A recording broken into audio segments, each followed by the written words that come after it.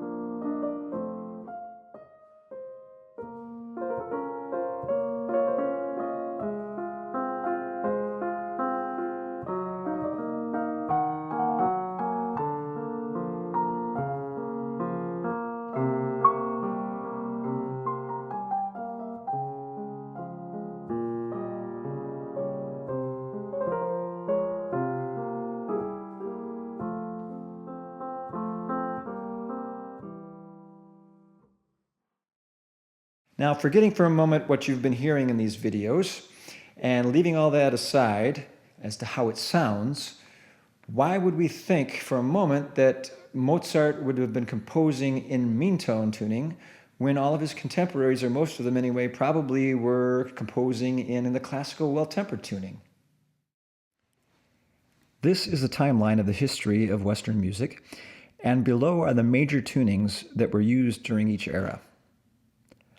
Mozart, of course, was a composer during the classical era, and as you can see, classical well-temperament was probably the most used tuning during that period. And yet, Mozart may have continued using the earlier mean-tone tuning, even though most of his contemporaries were probably using some form of classical well-temperament at the time. Why do I think that? Well, Mozart almost exclusively liked to write in the simple keys, such as C major with no sharps or flats in the key signature, or G, D, F, A, B flat, and E flat major, which only have a few flats or sharps in the key signature, along with their relative minor keys. Mozart's music is very natural and pure, so it's possible that it may have been those very pure chords in the simple keys in mean tone that were the main attraction for Mozart.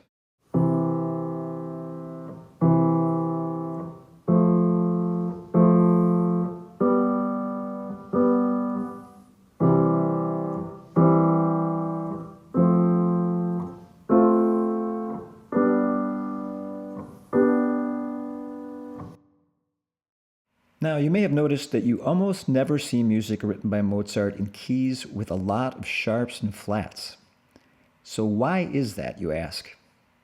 Because if he had, he would have encountered the dreaded wolf tone.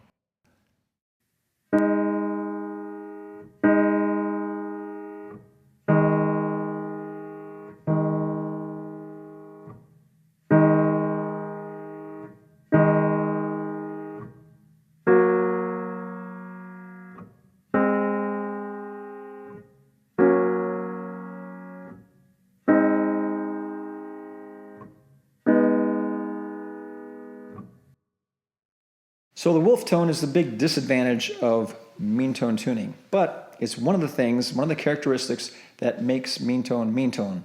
If it doesn't have the wolf tone, it isn't meantone. And composers for centuries avoided that interval, the wolf tone, like the plague because it sounded horrible. In fact, it was considered to be the music of the devil and sometimes was banned even by the church to be used. You're not to use the wolf tone. So each type of tuning, meantone, classical well temperament, and modern equal temperament, has advantages and disadvantages. Meantone is known for its purity, and composers of the day loved that purity.